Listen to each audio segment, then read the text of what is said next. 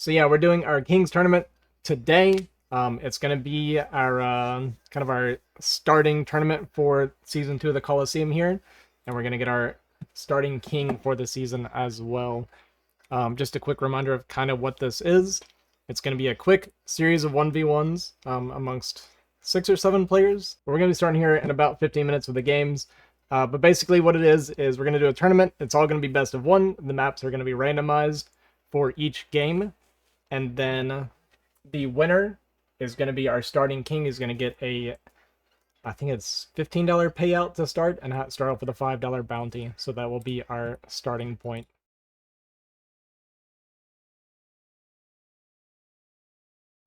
All right, ladies and gentlemen, this is going to be our first match of the Kings tournament. We have our blue Zerg spawning here in the bottom left. It's going to be Jimin, and his opponent here in the top right corner on match point is going to be Keen. So I haven't seen Keen play a whole lot of ZVZ. I've watched a few, and he tends to do kind of Ling all-ins and things like that. I don't think he plays like typical standard like long games. Not that ZVZ really is ever long to begin with. But I have seen a fair amount of Jimin, and apparently, and I didn't realize this when I was watching him at first, but as I watched him more and more, his ZVZ is really good. I think it's his best matchup, which is funny because I originally thought it was his worst. But yeah, his ZVZ looks very strong.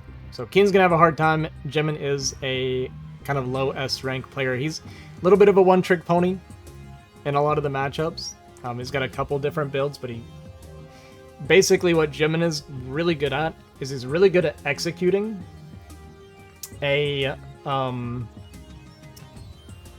he's really good at executing particular builds, right? He doesn't have like a lot of adaptability. He doesn't know like a lot of late game stuff or whatever, but he like has builds that he is going to do and he's going to do them well. This is like, yeah, this is his specialty. And it looks like we're actually going to get a 12 hatch from both players. This is really, really rare in ZVZ. And I thought Jimin only played 9 pools, so I'm immediately looking like a little bit of a liar here. I thought he played 9 pool every ZVZ. But we are going to get that mirrored 12 hatch, which is, again, pretty interesting. You don't see that very often. We're going to get the... Sorry, it was an 11 hatch from Jimin, and it was a 12 hatch from Keen. So Keen's going to have that slightly better eco because of this. It's not going to be much better. It's very, very minor, and it's actually because of the mining. It's going to basically even out here. And Keen actually ever so slightly behind, so I don't know if Jimin's just doing a little bit better with the mining. It seems like he is. I don't really know exactly how the boosting works with Zerg as well. I only know the mining for Terran, really, at this point. I should take some time to kind of learn the mining patterns for the other races. But yeah, mirror build so far, outside of the 1 drone difference, and it's basically going to even out because of that. So gases finish around the same time, and because it is a 2-player map, they both get to scout each other immediately, which is great for them.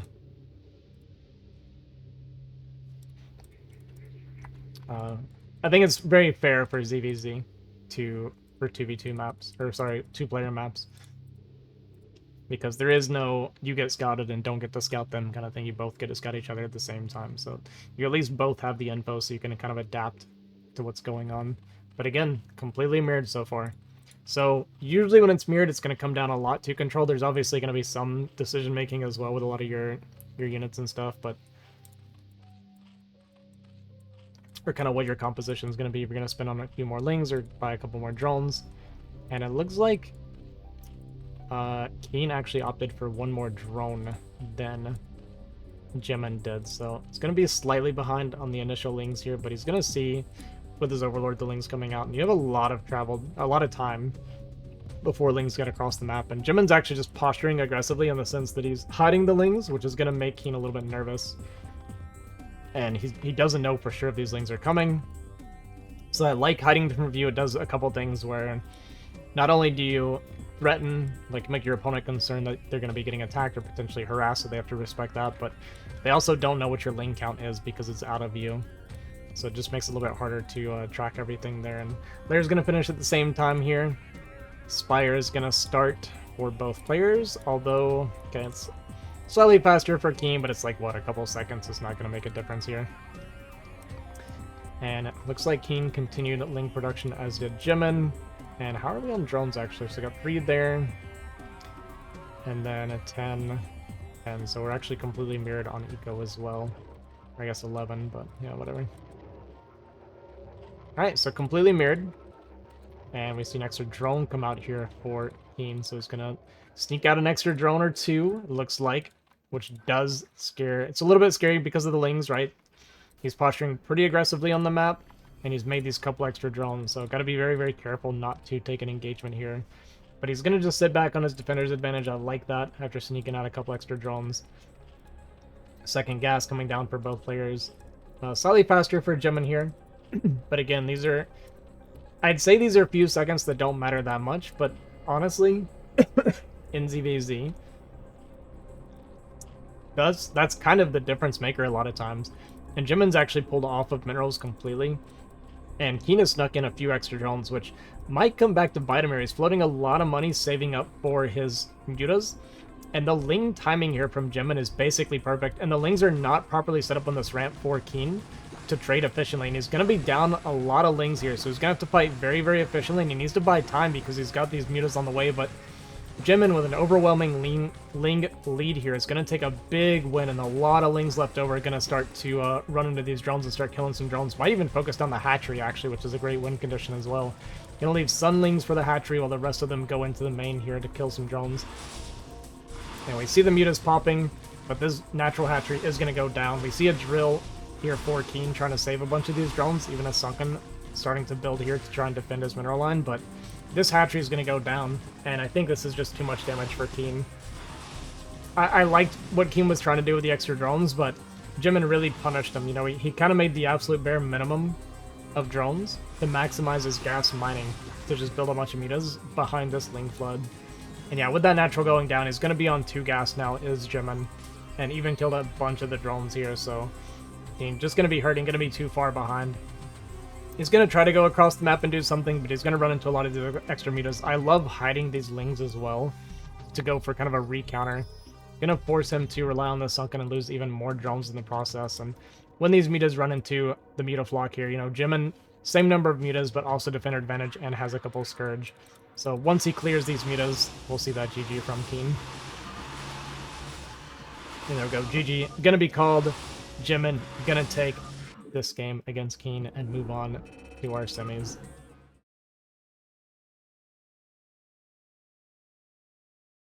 Game here for the first round on match point. We got in this bottom left here, spawning as our red Protoss player, we have RayReign and his opponent here. In the top right corner, we have the Terran player, Radley. RayReign was just saying he's only played 1 game on this map so far, so he's not feeling super comfortable or super confident. I think he even went into a custom game. It maybe looked at this map, I'm not 100% sure. I didn't actually look at the map, but he did do a custom game to kind of get warmed up before this, so it wouldn't be impossible that he was actually doing it on this map. Radley, on the other hand, a bit of a wild card the way he likes to play. He does some funky stuff. He's kind of famous for kind of his weird builds, and really what he's most famous for is probably his nukes in TVT. We've seen the nukes against Artosis a few times now. Some pretty crazy highlights from that. So yeah, Radley's a bit of a wild card. He does some weird stuff. We actually saw, even in BSL last season, he played a game against a Zerg where he did Ghost Rush with bunkers, fight against mutas and things like that, and it actually worked. He ended up winning the game, so he can make some weird stuff work against some pretty good players, and that Zerg was kind of a mid-A Zerg, so it's not like it was a complete slouch either. So yeah, it's always interesting to see Radley play, because you just never know what he's gonna get up to. Yeah, nothing super greedy from either player here on this 2-player map to start. No gas steal coming out from RayReign, which, you know, I've played against Protosses that have done a couple gas steals on this map, but the travel distance is so long, they have to send the probe incredibly early, and I've even had a few completely mistime it where they'll like do the pylon scout after kind of an in-base or even slightly forward, and it actually just doesn't get there in time. The travel distance is super long. It's kind of Screaming Sea-esque in that sense, where you have to send it incredibly early, and it's kind of just not worth it for Protoss, because it's not like it's unplayable for Terran by any means either.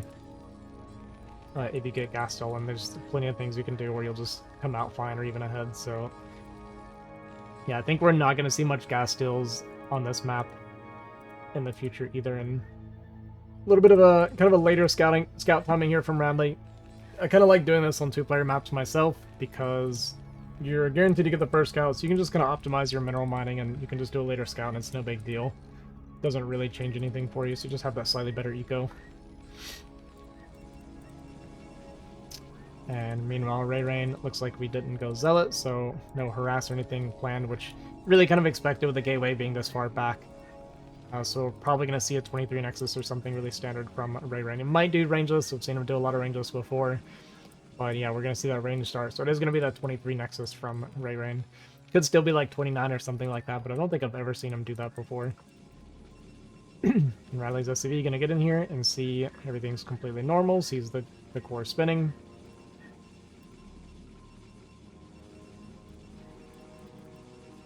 And yeah, good information I have. So the next bit of information Radley's going to be looking for essentially is the Nexus timing. And going to chase that around. And we're actually going to see, I think, 2 Marine into CC, so slightly greedy from Radley, but it kind of makes sense because, you know, it's, again, pretty long travel distance.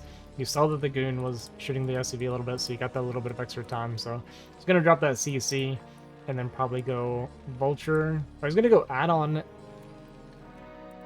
And he's just going to stay 2 Marines. He actually might just go bunker off 2 Marines. Okay, so that is what he's going to do. Yeah, because we are skipping that Vulture. And he's not making those extra Marines. So going to get a slightly faster CC and go for a quick add-on. I'm curious to see what he wants to do with this add-on. Keeping 3 on gas, so we'll keep an eye on if it's going to be tank or maybe fast mines or speed or something like that. And going to be using the ramp here is Radley. And going to keep an eye on what the production is going to be here. If it's going to be a tank, if it's going to be mines. Okay, it looks like it was a tank. So he's actually going straight into a tank here. It's pretty interesting. You don't see that very often anymore, especially against like a 23 Nexus, just to open tank first. So curious to see what he's thinking of pivoting into with that. And Machine Shop gets spinning now too. You're gonna circle around here, sees the bunker, confirms the CC. Doesn't have to take too much damage either because the CC is nice and close to the bunker. And looks like that Goon is just going to come back home. He is a little bit worried that he may have missed the Vulture because it is kind of past that timing by quite a bit.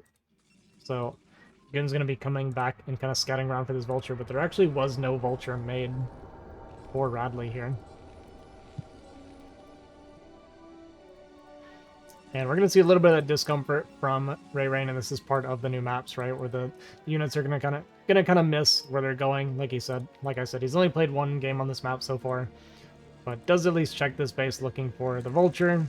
Gets this one coming up top left, and behind this we just have our Robo second gate on the way. So everything looking pretty normal for RayReign. He does play very standard a lot of the time, the complete opposite of Radley. And this is also RayReign's first time ever playing against Radley, so he doesn't know what kind of shenanigans to expect from a player like this. And I think for RayReign, like, playing completely normal, it makes a lot of sense, right? That's going to be his comfort zone, and again, when you're playing someone new, but yeah, see, look at this. This is what we're talking about here. It's going to be 1 fact into 3cc starport. Free 6 minutes. This is the I really hope my opponent doesn't attack me build. Because we're just gonna have Jack all when the observer comes out. But definitely there would be a timing where if he managed to get up here with his observer and goons, he could easily crush and cancel this third. But he's actually going to be getting aggressive while doing this as well, which is absolutely insane. And RayReign doesn't know exactly how much this is going to be. He sees just, 5 units here in total. And he's probably expecting there to be a lot more. Going to jump on top of this tank. So nice from RayReign to get that pick off and punish that tank coming forward. Going to clean up these vultures and these marines. So great trade from RayReign. The question is, does he get across the map and punish Radley for what he's doing? Because this is insanely greedy. The observer is out. RayReign, he's probably going to take us third. The observer going to be a little bit slow getting across the map, so there is a chance that this third just kind of goes unidentified for a while. And we'll see if RayReign can kind of figure out what's going on. The goons are not coming across the map with the observer. And we see the support bay coming down from RayReign, so it looks like Radley is actually going to be able to get away with this. He's going to have 2 tanks out. kind of like his setup, though. We got a bit of a kind of a semi-full wall here, and we're starting the wall down here. We got a lot of mines here to poke in. And actually, RayReign did come across the map with his goons. Gonna see these mines and walk too far forward. Oh my god, RayReign. This is typical of him. He reissues attack commands quite often with his goons, which causes them, you know, to step too far forward or cancel shots and things like that. And he's only showed up here with 4 goons total, so he's actually not going to be able to punch this space. Gonna try and jump on top of these tanks, and actually finds a position between the tanks, so that's actually a really nice pick there from RayReign. Not quite gonna have enough DPS to kill this other tank, though, because the Marines did finish off that one goon. You know, honestly, if we didn't eat that mine hit, that we absolutely didn't need to eat, then he would have done some serious damage here, unironically, right? If he had the 1 extra goon, if he didn't take all that extra damage on those goons, this could have been a lot of serious damage. And we actually see a second barracks even coming down to full wall to protect this tank here.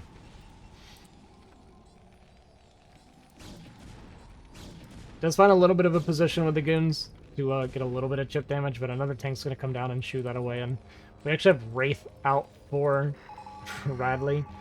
And gonna scan here for the Observer, pick this off with the Wraith. And this is actually going to be pretty good against the potential shuttles and Reavers here from RayReign. Does walk forward with the goon and kind of loses one for free. Another one goes down on the high ground as well, and just a little bit wasteful from RayReign overall. Is taking his 4th behind this.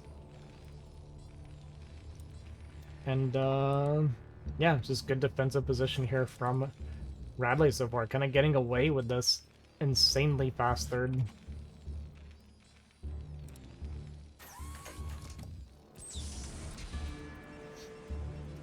And on the other side of it, we see the Reaver come out now. We see the Citadel and Forge coming down.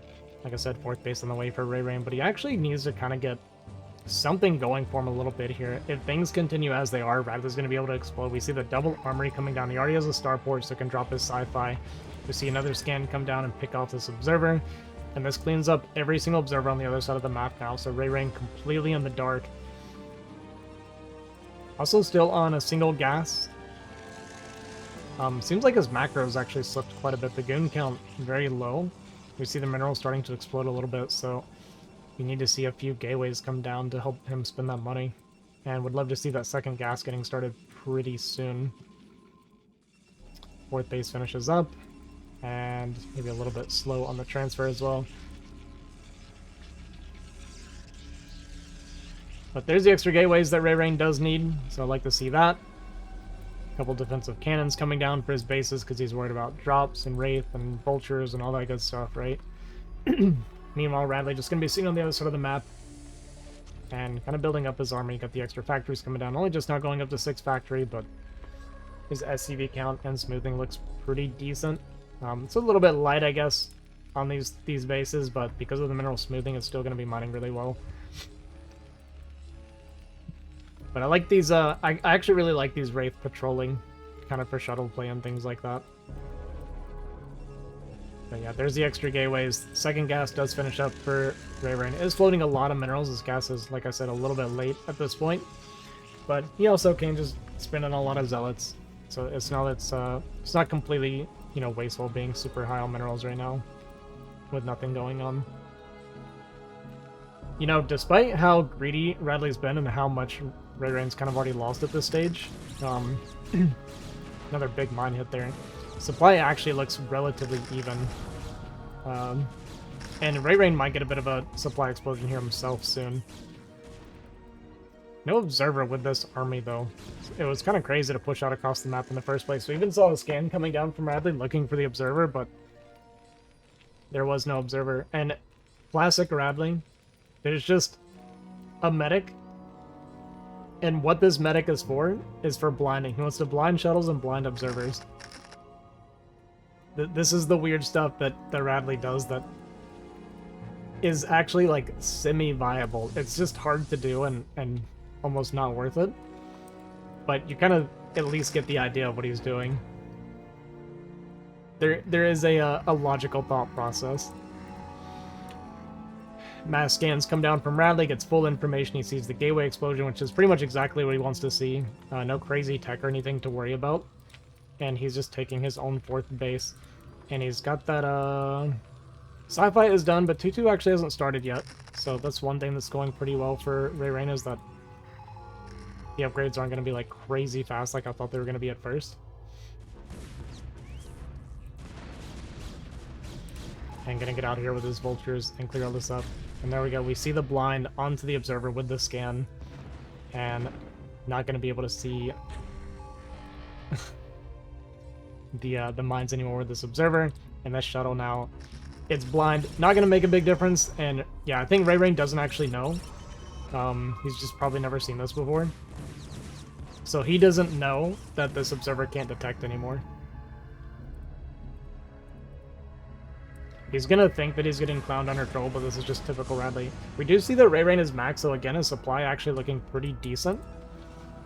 It's just a big gateway man army, though. There are a million zealots at home. Reaver's gonna get a couple shots off here. Killed 2 tanks, actually, so pretty nice pick from RayReign there. 4th base, though, finishing up behind this for Radley. And RayReign kind of needs to crush this and get at least one more base up and running. This position, once Terran gets here, is extremely hard to dislodge. And again, I think this is just kind of inexperience with the map, allowing Terran to get here in this position. Although we have a huge flank setup, actually, from RayReign, and he's going to come down with a huge swarm of zealots. There are no mines set up here, so I think RayReighn's going to completely swallow this army. We see the shuttles flying in as well, kind of bombing zealots on top of them. Even a couple Reavers, I think, in the shuttle here. And going to be a nice cleanup for RayReign. And if he gets across the map and denies a base or two, this base is going to be pretty hard to deny, but if he takes out bottom right and gets his own 5th base going, this is looking great for RayReign now. That was an extremely efficient cleanup from RayReign. Yeah, the position for Radley was good, but maybe the supply not quite there. We saw a lot of units behind, no mines going down, but it's just a scary position because they can siege this base. And it sounds like one of the Reavers did go down, if not both. Does manage to clean up all these vultures. Pretty nice mine splash there for RayReign. And this 4th base wasn't mining yet for Radley, so being able to deny this 4th. Gotta be careful with our shuttle. Not sure if it's got something in it.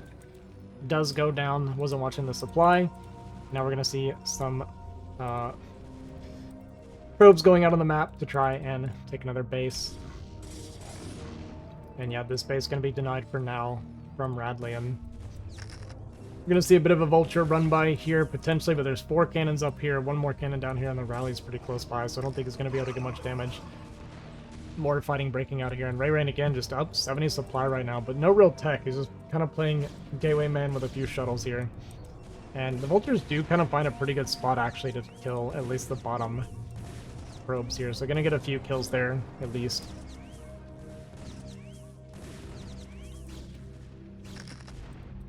And looks like we only started our +2 attack for Radley. Again, a bunch more scans coming down, just trying to get a bunch of information here, looking for the army. Well, we see the mines coming down here. We see a scan come down, gonna get that blind on top of that observer. And the question is, does RayReign make the same mistake as last time, where he just walks through the mines? The answer is gonna be yes. Yes, he does. Gonna clear out this vulture here and allow him to take that 6 o'clock base. This is very, very important. Radley, his main, gonna be mining out very, very soon, as is Protoss. And the natural is gonna be a little bit behind that. Not too bad, but Radley getting very close to the very little mining. Really has to make sure to secure this bottom right base. He needs it pretty desperately. Probe was trying to get to the 12 o'clock base, potentially to take it, which is wild, because you can't really have that base against Terran. But yeah, this is the most important base for RayReign here, is the 6 o'clock spawn. So taking 6 and continuing to try to deny Radley's 4th is kind of the obvious win condition. And once again, another medic getting blinded here, so these goons completely surrounded by mines with 2 observers that can't do anything. Honestly, once an observer gets blinded, just run them into turrets and kill them. They're completely worthless for the rest of the game. They serve virtually no purpose. Luckily for RayReign, seems like he is starting to understand what's going on. We see him bring in a fresh observer to make sure he clears up all those mines. 5th base finishing up for RayReign. 4th re-landed for Radley, but RayReign does see it. And yeah, he does actually send them in to die. Really nice call from RayReign. That's absolutely what he should have done. Looks like a lot of the pro transfer does get picked off here because he was long distance mining. In this space, I think is going to get denied, but Radley a little bit light on money. We see a big bank here for a Protoss player. So if this army gets cleared up and then this gets denied again, even though RayReign has been growing a lot in bases, he just still has a lot of bank. And Radley is going to be running out of steam pretty soon if he cannot hold on to this fourth. Supply, though, looks pretty good for him. He is 2-1 on those upgrades. Looks like we have stopped upgrades for our Protoss player as well. And using the goons to clear out a lot of the mines before sending in the Zealots, pretty smart. And here we go, the big Zealot swarm coming in here. We got some storms coming down as well on these massively clumped tanks, so huge storms coming down. Going to clean up a lot of these tanks. And, you know, Radley does trade out really well, and he does kill this Nexus. But it's more about the remax. That was a decent fight for RayReign. At least he's a no base here is getting taken at 12. But again, my 5th base getting denied is a little bit scary. He lost a lot of his probes as well. He's essentially down to 1 base mining himself soon. And Radley going to be mining a little bit here on 2 bases. So that was kind of a big swing. I think that's good for Terran overall. We see that 3-2 now on the way for Radley. RayReign going to try and take this base. Is at least not going to be spotted right away. But he's going to need a little bit more. We definitely can't let cannot let Radley have that base here at 6. And we see an extra robo coming down, so we're going to try to get more observers, more shuttles, that kind of thing. Would love to see some stormplay and things like that. A little bit worried now for Radley because our bank has dropped up quite a bit and we're still not really ahead on supply.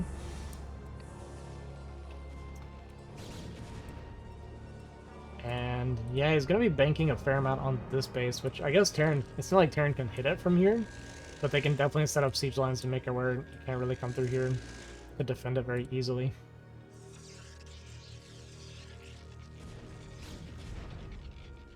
One nice thing about the base is it does make Terran, it kind of pulls them really far away if they try to attack it. So if you make it hard for them to attack into it, then you can kind of punish them for sending too much. Their observer goes down. And we have no shuttle speed, actually. I just noticed. It's kind of a big deal. And it looks like he's going to try to deny this base. I think that's absolutely something that has to be done. The army is a little bit out of position for Radley. There's not very many tanks here. It's only 2 tanks right now and a bunch of tanks here. And not a lot of movement, actually, from the tank line. It's pretty much just all the vultures coming down to defend.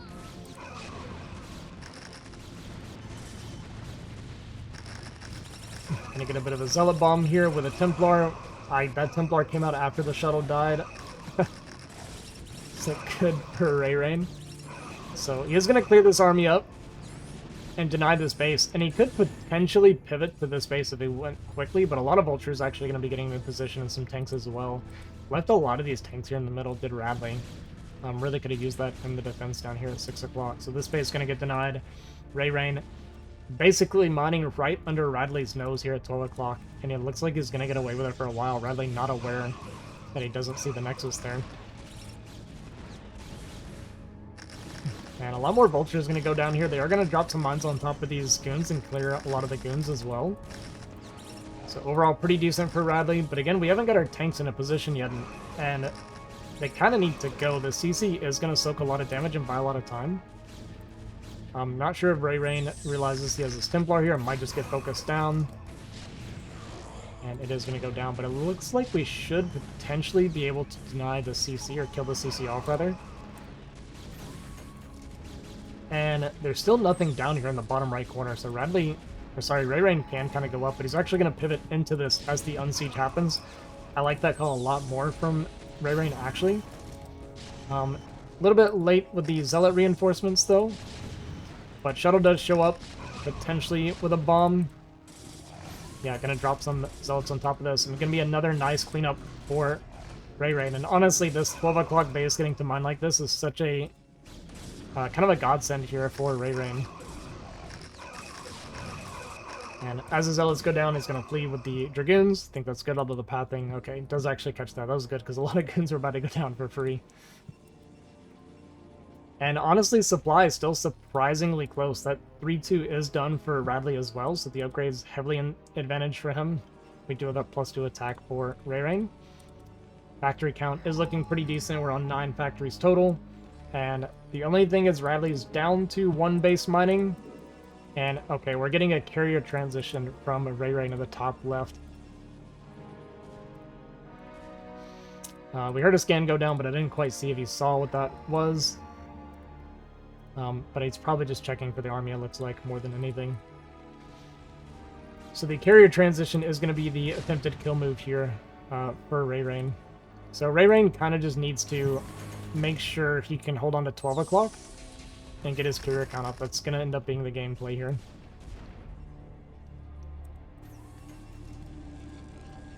Going up to 5 Stargates, too. That's ambitious, to say the least. We don't have the bank to do 5 Stargates. And yeah, we actually didn't even start any carriers, right? We're pumping ground right now because we're really worried about them getting these bases, and we're trying to defend the push here.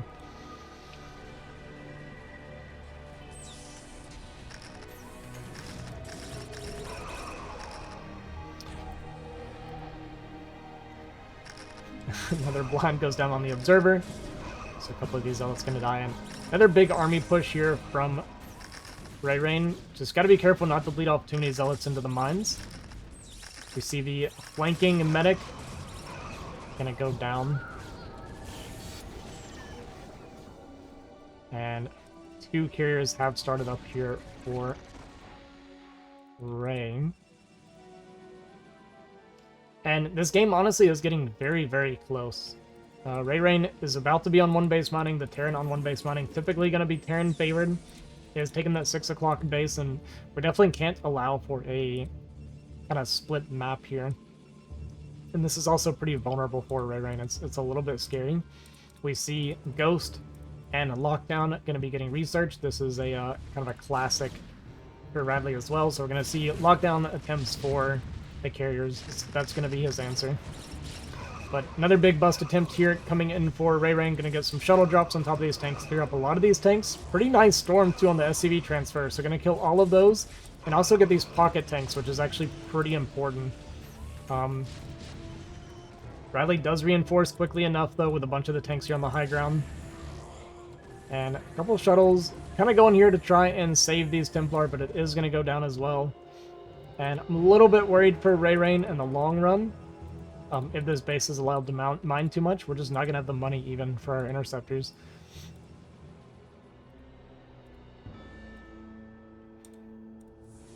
A lot of storms coming out now for RayReign. We got 3 shuttles going to be loading up. And I like the positioning of the carriers as well. It's going to be pretty hard for... You don't really think of scanning for that, right? The only thing that would give it away is if you scan the core and saw that this core was spinning at some point. The lockdown also can just be for the shuttles and the storms and stuff like that, the storm drops. So even if it wasn't for the carriers, they do have other purposes as well. Actually just going to lock down the observer.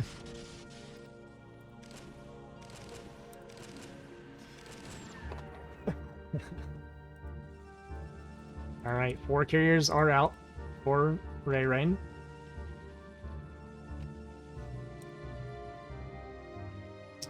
And we see the bank completely depleted now. Radley getting his nuclear silos.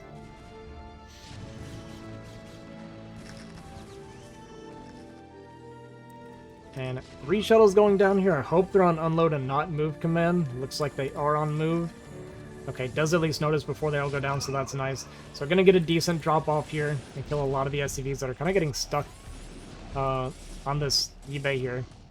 And he's going to see the nuclear silo as well. So great storm drop kills a lot of the eco there for Radley. I like this play a lot. You know, we can't deny the base yet, but stopping it from mining is, you know, good enough for now. So we continue to build up those carriers, and oof, I'm a little bit worried. Like I said, there's the scan. He sees the carriers. Nice scan from Radley. Gets the full confirmation.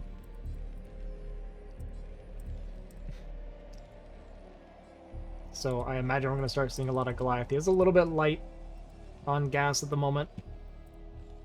but he has a pretty decent gas income. He's mining on 2 gases right now, full still. Whereas RayReign just down to that 1. Bunch more scans going down, kind of looking for the army. And yeah, this base being allowed to mine like this is such a saving grace. Wouldn't be surprised if we see like a nuke attempt at some point, and I think that's actually what this ghost is going to be for. We see that cloak coming down, and that is a blind observer, so it can't see. So yeah, I think we're going to be getting that nuke on the 12 o'clock base, and the question is, does RayReign identify it? And honestly, it's kind of hard to get your probes out. There's not really a good place for them to hide. So here comes the nuke. Nuclear launch detected. Carrier's coming down to 6 o'clock to deny this base in the meantime, and you know, he could try to tuck them back here. I don't know if he's aware of it. We see the EMP come down as well, and that should kill the Nexus. So the Nexus goes down. A fair amount of the probes go down. He does manage to clean it up, but not before the nuke goes off. So now these carriers going to hit the 6 o'clock position and try to clear this. And RayReign, again, he's just out of money. We're now long distance mining. That is all we have for income. We got 16 minerals right here. Carriers getting their interceptors ready. He does have a very high carrier count, so it is possible that he just gets enough value out of this. He is only +1 on the carriers currently, so that's a little bit scary. I'm not going to be killing the mech super fast. But yeah, so it's a matter of how much value can we get out of this. We're going to be long distance mining. He needs to get all of his probe long distance mining, because we're essentially going to be paying for interceptors at this point.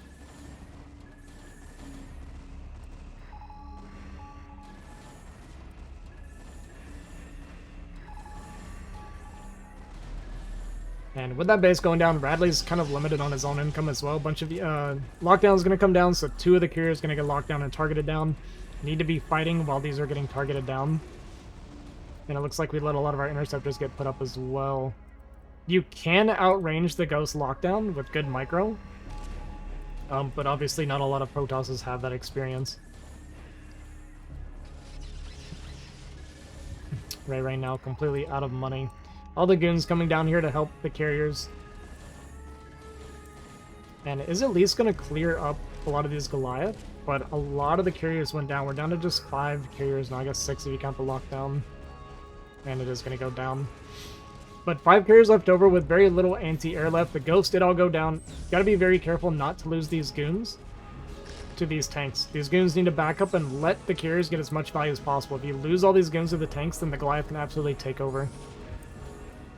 And again, would love to see all these AFK probes long distance mining. It's just extremely important for RayReign right now. Radley on the last dredges of his account, or his income as well, and it's pretty much do or die. We have a Templar that kind of got left behind, and the storms would be pretty huge here. A lot of the goons going to go down to the tank fire. We do still have our 5 carriers. It's not a lot of Goliath. It's only 6 Goliath right now.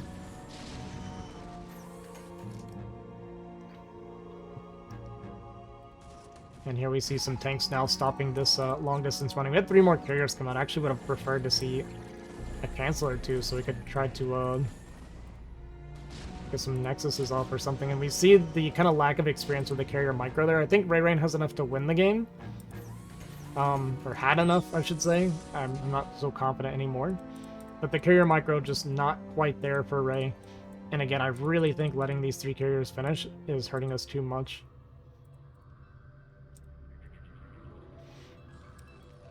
And it looks like Radley, in typical Radley fashion, is going to have kind of squeak out a barely win here.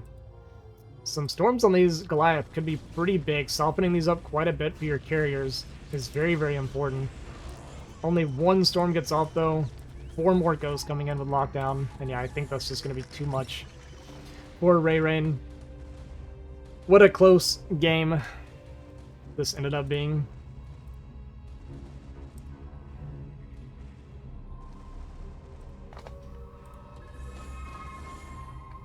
I mean, there's still a lot of interceptors left. Radley still has a little bit of mining, and he's getting the long-distance mine at 6 o'clock. But yeah, the main thing is just these lockdowns, right?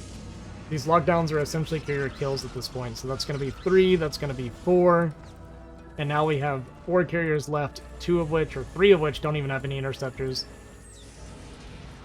And Radley gonna take this game. GG, gonna be called. Really, really close game. Radley gets it done.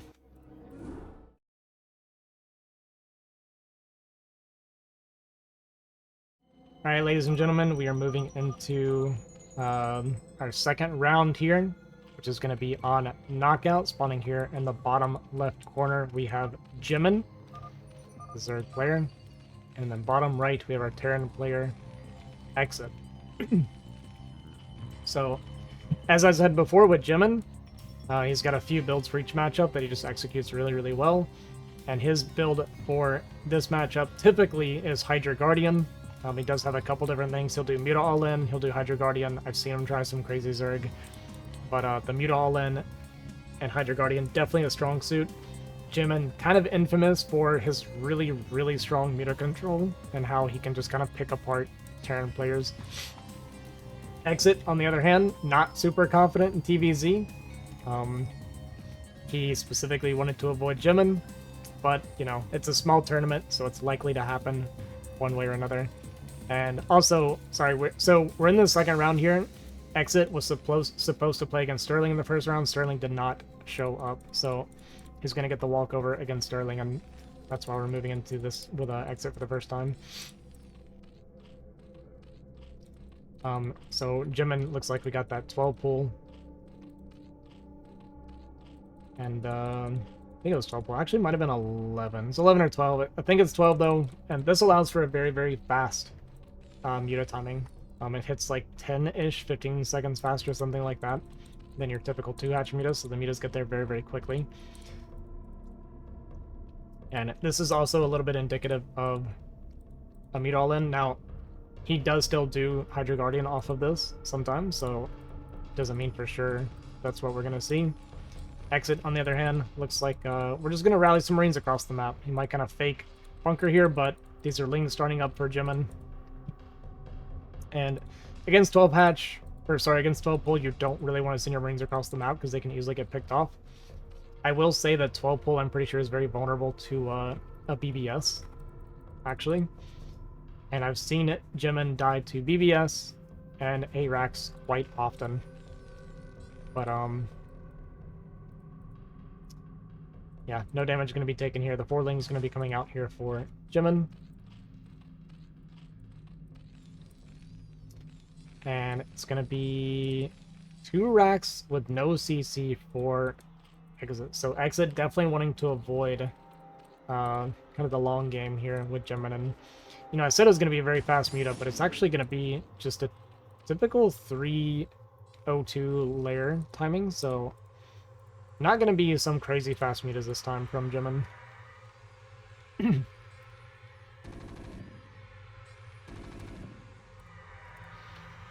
Ling's gonna poke in here, see the Marines sitting here, and, you know, not gonna get confirmation on that CC, and because of these spawns, actually, it's gonna be extremely late before Jimin realizes that this is a 1 base 2 racks build.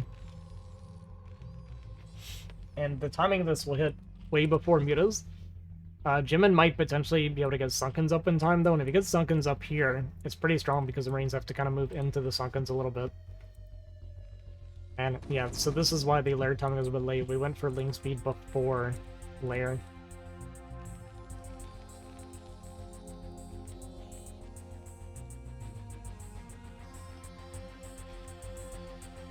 Now I'm kind of surprised that Exit's putting his Marines in the wall. Yeah, okay, I was gonna say, yeah, you want to hide some Marines here because you don't want it to make it obvious that you're overproducing Marines. So I like that call from Exit. Gotta be careful here, though. We have that wall, which is going to allow a Marine to get picked off for free. And, wait, did Jimin not see it? No, he definitely should have seen it. I'm amazed that we didn't kill this. It's dancing in our face. Jimin just not noticing that there is a Marine that wanted to die desperately.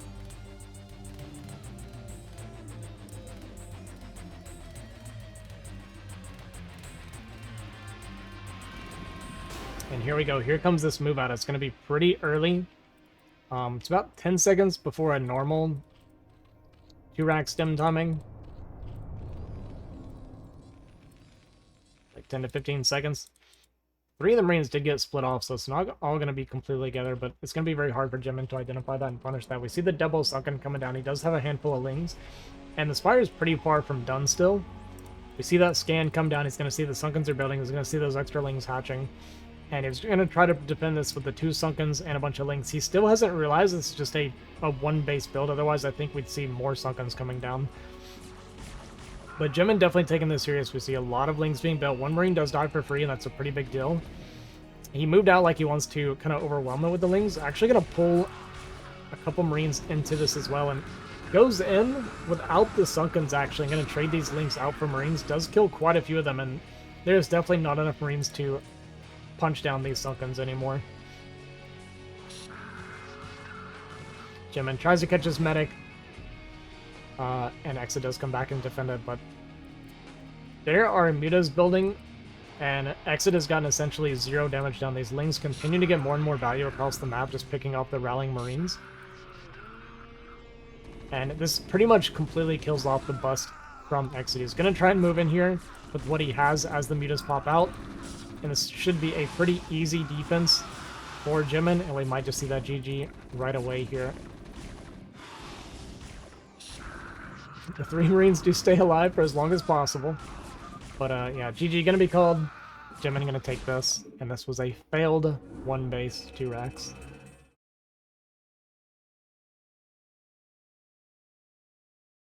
Alright, moving on to our second semifinals here. We have Radley spawning here in the top right corner here on Knockout, and his opponent in the bottom right are Blue Protoss Nomad.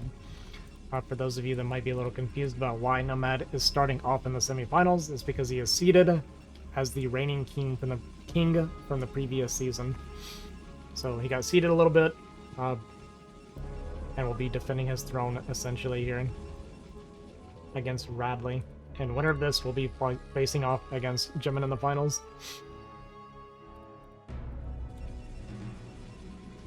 You see the forward pylon here from Nomad, so he's looking for that Zealot harass. He loves to do this. He has pretty good Zealot control, generally.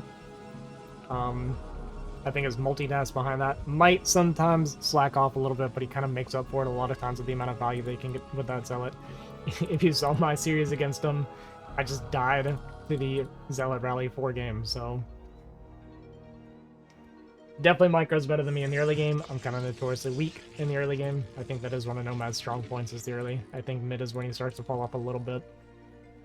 And it looks like we are going to be getting a 15 CC here from Radley. Oh, he was actually going for 13 CC. That's pretty bad for Radley, actually, because this barracks is going to be very delayed, and this is a forward gateway. So the barracks only just now getting started. Nomad's going to see how late this is, and he's going to feel pretty happy about that. He might even try to go up here and steal the gas, and yeah, Radley's going to pull the SCV to drop that gas down. And this is going to be a little bit tough. It's going to be essentially a normal build from Radley, but just with the delayed barracks, so he's going to be taking a little bit of potential damage here. There's more potential for damage, let's put it that way. And I love this from Radley, actually. His gas is essentially a fake at this point. So we might see a bunker come down pretty early for Radley here, and this probe actually getting decent damage, but not quite going to get the SCV. It's still at half HP. Zealot coming across the map now before the barracks is finished. And SCV doesn't quite go down, but actually does stay in fight, so SCV is going to drop. And the question is, if Radley can defend this well enough, then this potentially gets a ton of damage done. I'm actually surprised we're even putting 2 on gas. I kind of thought we might even bunker because we were going for this, but I think that might would sell it, that there's like something wrong. SCV, that is unlucky. That is a Terran problem if I've ever seen one right there. SCV finishes the depot and immediately blocks his own Marine and gets it killed. Decent drill attempt, but doesn't quite get this around on the Zealot. Second Zealot showing up. Even a third Zealot is being made right now, and yeah, I have so many losses to Nomad like this. Granted, I don't try to do 13 CC, but Yeah, he's pretty good at this, and again, Radley a little bit unlucky, both with the build, getting first scouted, and that SCV just deciding that Marine deserved to die, and fortunately not quite getting the block there either for that Marine. The Marine does at least stay alive, and it looks like you might be able to pick this Zealot off. Not quite able to. A lot of SCVs trying to fight here. Nice blocking to allow the Marine to get inside. And on the other side of the map, we are kind of building up a Marine count there, and this very low Zealot kind of tucks away in the corner, going to regen some shields at least. And at this point, Radley is pretty much fully banking on this hidden barracks, getting a lot of damage done. I'm curious to see how many Marines he wants to save up for. If maybe he wants like 4 or 5 or something like that. Does also identify the Zealot back here. Unfortunately, it slips through the SCVs, kills the Marine, and just not a lot going well for Radley here. Goon coming across the map into the base here, and there's only a single Marine. The SCV even mining out the minerals. I'm not sure why we want to do that. And yeah, we're just going to go now because, you know, we're kind of dying. We need some sort of distraction. So 4 Marines and an SCV. Another Marine making behind us. We're going to see a bunker probably come down as well. SCV, or probes immediately pulled. 2 of the probes going to go down. Going to need a lot more damage. On the other side of the map, we have all of our units kind of chasing this goon while we're trying to micro this. And does get a few probe kills. I mean, quite a few probe kills. Might even get to the bunker, which would be kind of nice. Is going to be able to get 2 inside the bunker, so that'll be able to get decent value. Meanwhile, we never fixed our SCVs running across the map. They want this goon desperately. So there's SCVs fighting goons. The SCVs at this point are just going to join the fight here. Extra Marine gets inside. This is super chaotic. Nomad losing a lot of his probes now, and honestly, if we were mining, this would look great for Radley. I mean, it's still actually completely fine. What a crazy game.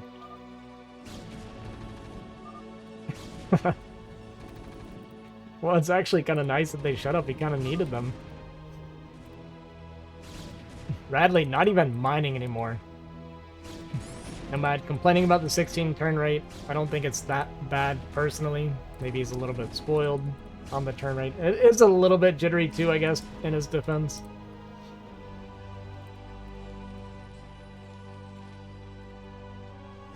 And we have ended up in a very awkward situation now where we have these goons trying to get maximum value. He's going to be able to kill off a lot of the SCVs at least. These Marines going to get inside and even kill one of these probes. And Nomad just on 2 probes right now versus the 7 SCVs of... Actually, we have a couple more tucked away here. I mean, there's potential that these goons get enough value that maybe he could claw his way back. I don't know. That actually might not be true. Not going to lose any more of the probes, though, at least. So that's good for Nomad. And I think we're going to see a bunker come down here for Radley, because he knows that he just needs to take no damage, right? I love this. Radley floated the barracks. Nomad sees that it's not there, and the barracks comes back as the Dragoons leave, and it's going to re-land and make... Brother. Honestly, Radley's like... borderline a genius. Okay, Nomad does check again, actually. So it's gonna work out. Okay, we're not gonna get a high ground bunker. We're just gonna continue Marine production. And the question is, can these goons get enough value to still win this game? Another Marine does come out here, but Nomad again did scout it with that probe, so that's good for him. Gonna get this pick off on this Marine.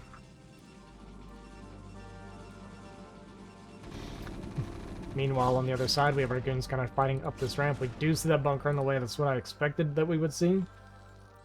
And the hard part is getting vision for Nomad, right? You get vision, you can take a couple pot shots, but you're going to have to take damage every time you do it. This bunker finishes up, so these goons are going to have to leave now. And... oh, it looks like our goon actually rejoined that force. I'm kind of surprised. And we actually attack with one of the weak probes, so another probe goes down. That's pretty painful for Nomad, to be honest. The factory still hasn't started yet. We're going to see an academy from Radley, so I guess we're going to play bio. Why not at this point?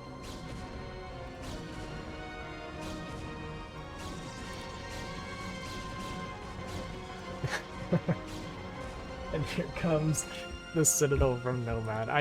I don't even know what's going on in this game anymore. I love this though. This Radley creates so much chaos all the time.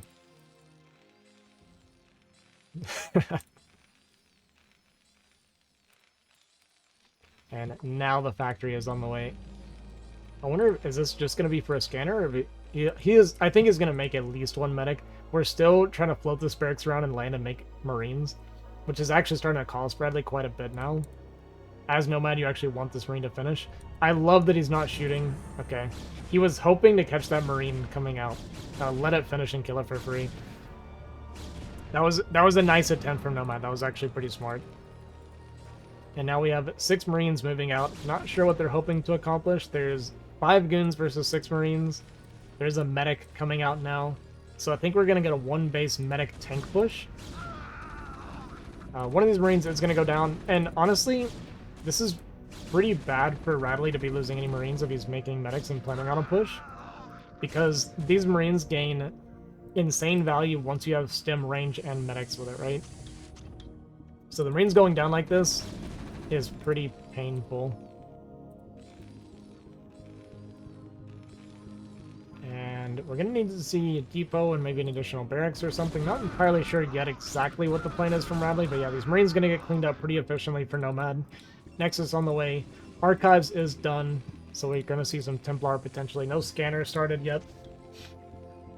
And it looks like despite all the damage that Nomad has taken, I think he's going to be able to pull this game out.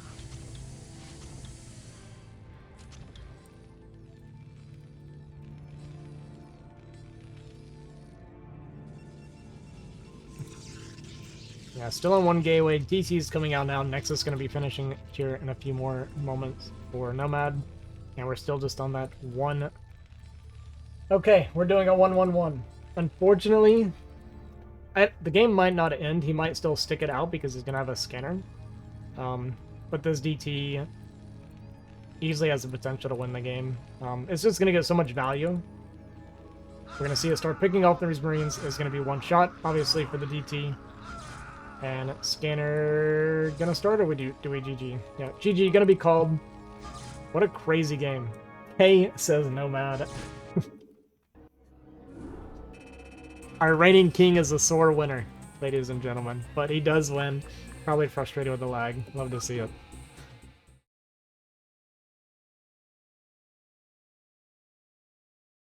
Alright, ladies and gentlemen, we are here in the finals of our Kings tournament to establish the first reigning king of Season 2. Spawning here in the bottom right corner, the defending king from Season 1, we have our red Protoss player, Nomad, and his challenger here in the bottom left, our Zerg player, Jimin.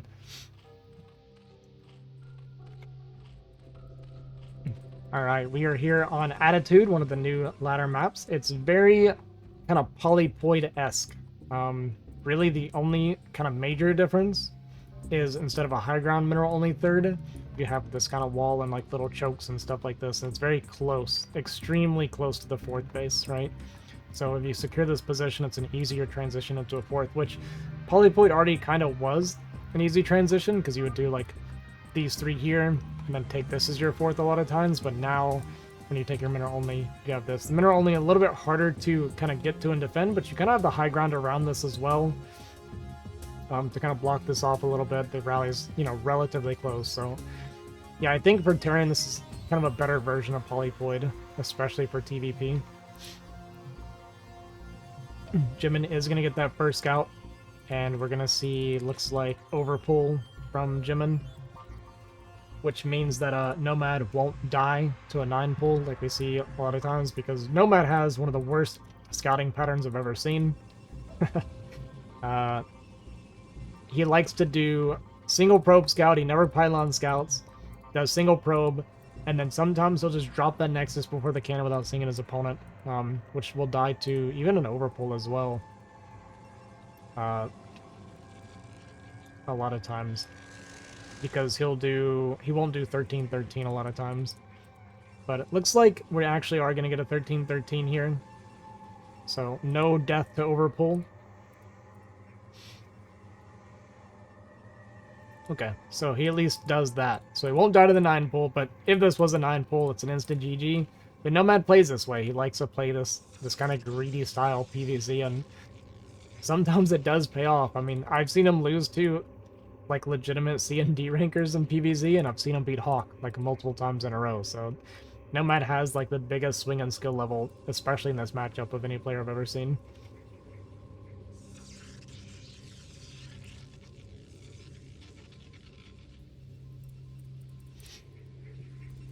But okay, gonna get away with this 13-13 with a little bit of greed with the single scout and the late scout as well.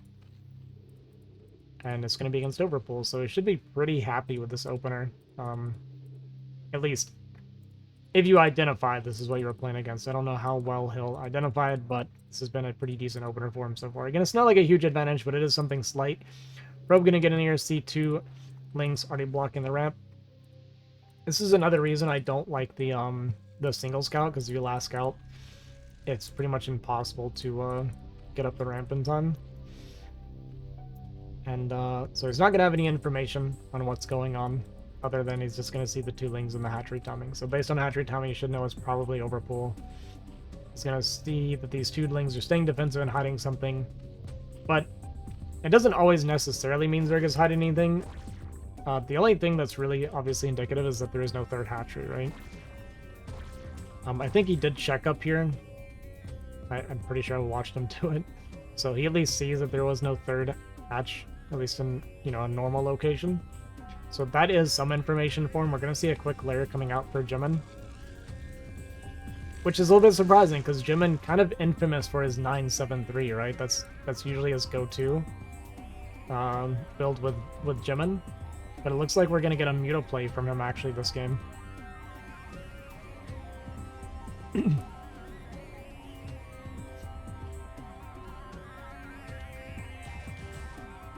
And Probe staying alive here, does see a few Lings hatching as well. Gonna see that 6 total. And Jimin is gonna be able to block this probe, so he's not gonna let it get inside. It would be a massive mistake at this point if Jimin actually allowed it to get inside, especially with Ling speed finishing. But, you know, when you see Ling speed finishing, you saw that there was no 3rd hatch timing as it should be. This is very indicative of Muta play. We see that Stargate going to be finishing up pretty soon. It's at a pretty decently timed Stargate as well. So we should be able to get some information on time. And we're actually going to see 2 hatcheries coming down now for Jimin at the same time. This is only going to be a 1 gas commitment, so it's not going to be some crazy Muta commitment or anything like that. Looks like we did try to poke in and lost a Ling. Looks like it did get blocked off. 2nd cannon coming down. Now the question is he going to use this for 5 Muta, or is it just going to be simply for a couple Scourge to deny that Sarah? I expect we're going to see kind of your typical 5 Muta. And this is what it's kind of lining up for as well, because we're saving the money, so yeah, we're going to see those Mutas coming out for Jimin. So all the gas gets spent, and then we're going to take our 2nd gas, and this will just be a few Mutas into that Hydrodon. And there it is. Now you do have to respect this as Protoss. You typically need kind of 1 cannon in the mineral line, but it's going to be 4 Mutas and a Scourge, I do believe. Yeah, so 4 Mutas and a pair of Scourge coming out. And we didn't build that cannon in our mineral line. It's very greedy, so we're going to try to use the Sarah to kind of pull them into the cannons here. But we can take some probe losses for this. This is, like I said, extremely greedy from Nomad to kind of play it this way. We see the cannon start now, but that is pretty late. It could just get focused down, but this is basically a probe killing squad is what these are for. It is only 4 Mutas, so they're not going to get that 1 shot. And yeah, Sarah, you see, kind of sitting on the outside trying to use that cannon to defend, and this is what I mean. Skipping that cannon in your mineral line can get punished very, very easily. You're going to see a handful of probes going down. You're going to stop the mining pretty much completely. 3rd Sarah going to come out, and he might try to fight it here. One of the Scourge does at least take a hit, but he actually made 2 cannons in his mineral line in his main, which is kind of surprising because it's an overcommitment for... Also, for 3 Scourge versus the 4 Mutas, just... or 3 Corsair, sorry, you can just kill these Mutas, back them down, but he's actually going to let them go. Bit of a mistake there from Nomad, so he took a lot of damage. got a lot of mining denied, lost one Corsair, and essentially killed nothing. And we double cannon our main, which again, when you see just the one gas, a single cannon's typically enough. Alright, we have a DT coming across the map. If this gets into 9 o'clock and kills a bunch of drones, then there's a lot of potential for some kind of recovery here from Nomad, but right now it's looking very scary. We see the Hydra production started here for Jimin. And the DT actually going to go straight into the natural here and actually walk into the Hydras and take a ton of damage. It might get away. Oh no, there's another Overlord here, so... Okay, we're going to let it get away. He took mercy on that DT. But he sees all the Hydras and he starts those extra cannons in his front now. But this is not looking good for Nomad. Even if he defends these Hydras, it's still not looking great. I mean, there's a lot of larva production now for Jimin as well. So, you know, Nomad took a lot of those losses. We see Overlord speed does finish. This DT going to chip away at these Hydras a little bit and maybe kill just one Hydra before it goes down.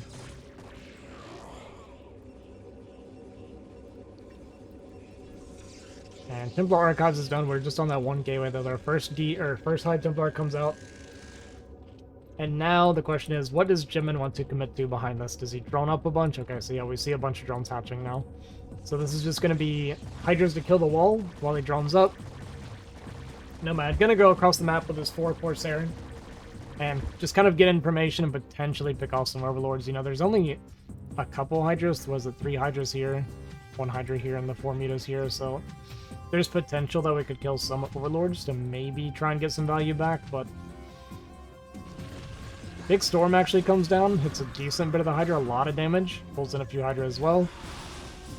And of course they're going to fight these Mutas. They'll be able to clean up these Mutas, which will be kind of nice because if Jimin wants to do a bit of a Muta swap at some point to kill off some High Templar, he'll have to remake those. Gotta be careful not to overcommit though with these Scourge coming out. Does actually get the pick off with the Force there. That's pretty rare. The Force there with the +1. Gonna be able to get those Scourge, get an Overlord, and get out. So that was pretty nice value there from Nomad. He's still in a bad spot. A lot of Scourge were made. Almost an overreaction, I think. Yeah, a full 12 Scourge were made here from Jimin. But still, though, Nomad behind in supply, which does not bode well for our Protoss player. Does have 4 Templar out building up energy, getting his gateway count up right now. Robo going to be on the way for that Lurker. We made a lot of cannons for these Hydras that don't end up committing, right? And that's always the hard part, is balancing your cannon production against the Hydras. Ice Storm, though, kills a lot of these Hydras. This Overlord going to get pushed in here and killed as well. Lurker's getting out now, so the Lurker spread is going to be starting here for Jimin, but these Overlords going to get picked off. And again, pretty decent value from Nomad. I mean, despite the disaster opening with the Mutas, he's kind of... I don't want to say he's clawed his way back, because he's still definitely behind. And he's in a pretty bad spot. But he's been getting pretty good value to start working his way towards that comeback a little bit.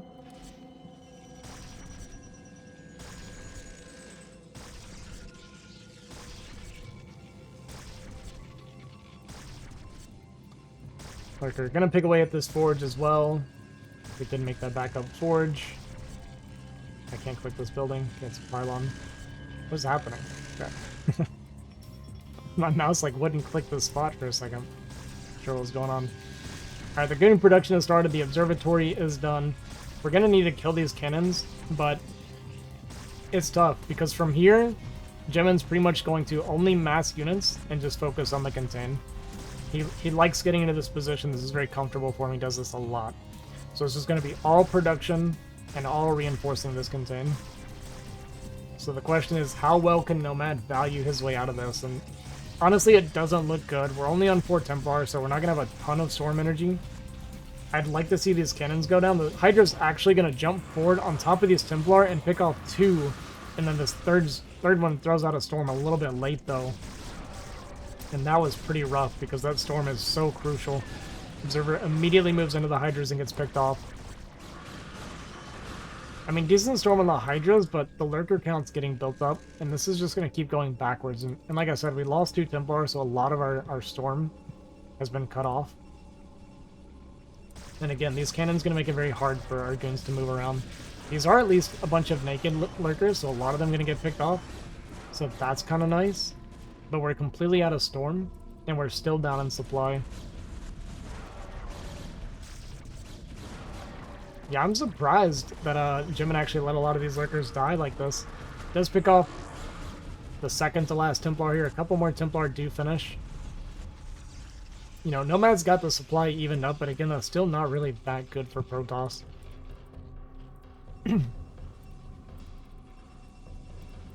Couple more gateways coming down. Nomad at least doing pretty good at spending his money during all of this. Now we're going to start killing these cannons to kind of increase our range of movement here, so we're not getting clogged quite as easily. Would like to see this cannon go down as well.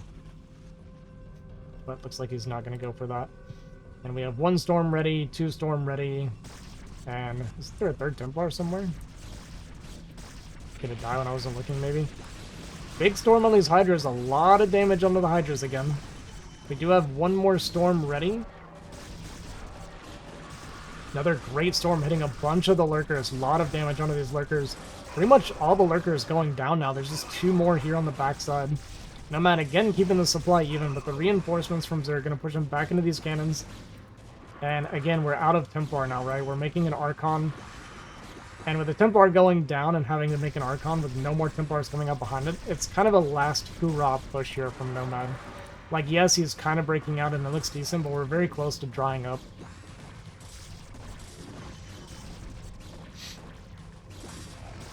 Lots of observers as well, which is nice because it makes it much harder for Zerg to pick them all off.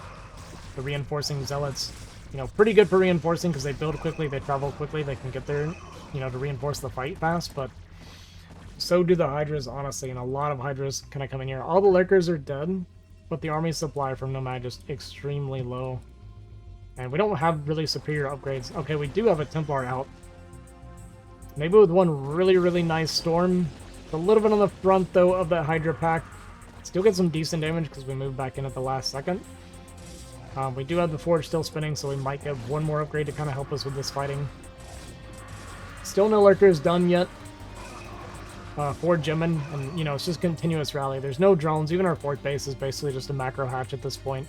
Is going to catch these Lurkers on the backside, potentially. A few more storms joining the fight here.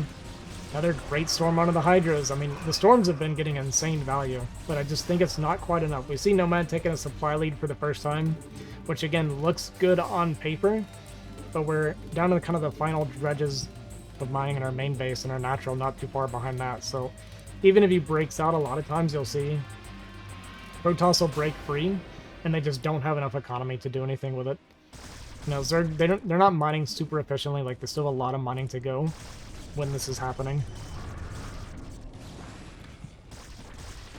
But I mean, another great storm hitting a lot of these Lings with the Lurker. Gonna clean this army up. A lot of the rally as well kind of coming into it. A little bit of a flank with this army from Jimin. Another storm coming down here. Another storm on the left side here. And we're out of storms again. We might see another Archon start to morph. We did get that +2 attack from Zerg, and still no +2 for our Protoss player. Again, the supply lead going up and up for Protoss, but it's about to start to dip drastically, I think. He needs to get out and start a Nexus. He needs to get out and start 2 more Nexuses, to be honest with you, and it's just so hard. And there, +2 armor finally finishes for Nomad.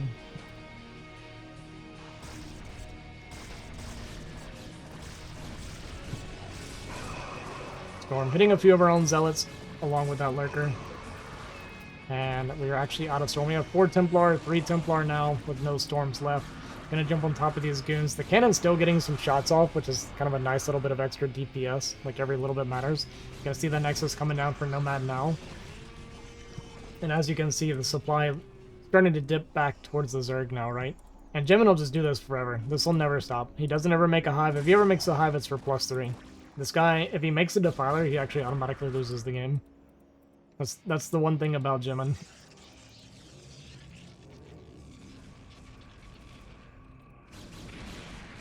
I mean, this 4th hatchery is basically, or this 4th base, he's not even using the larva on it, by the way.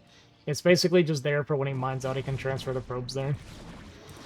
And this is a nice wraparound from Jimin. He knows that just killing this Nexus is kind of a win condition by itself, right? We see the main just now mined out. The natural, not too far off now either. And I think Jimin has just successfully grinded out Nomad here in this game.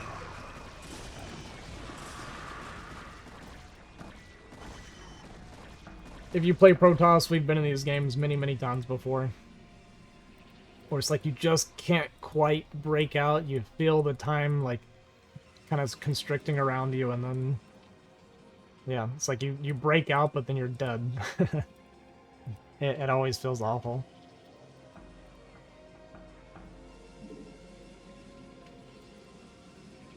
We're gonna get one last push out here from Nomad. You know, try to take a base.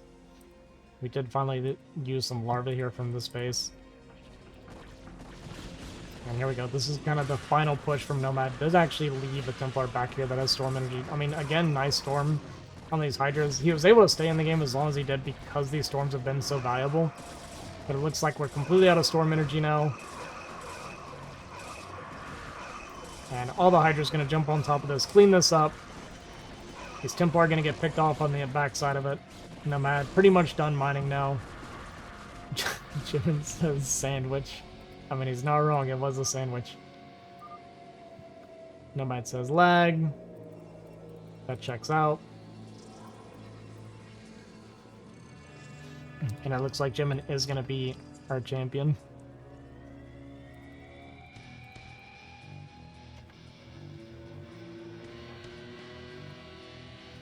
A lot of Templar now. Looks like we're going to get a second, one last hoorah here from Nomad.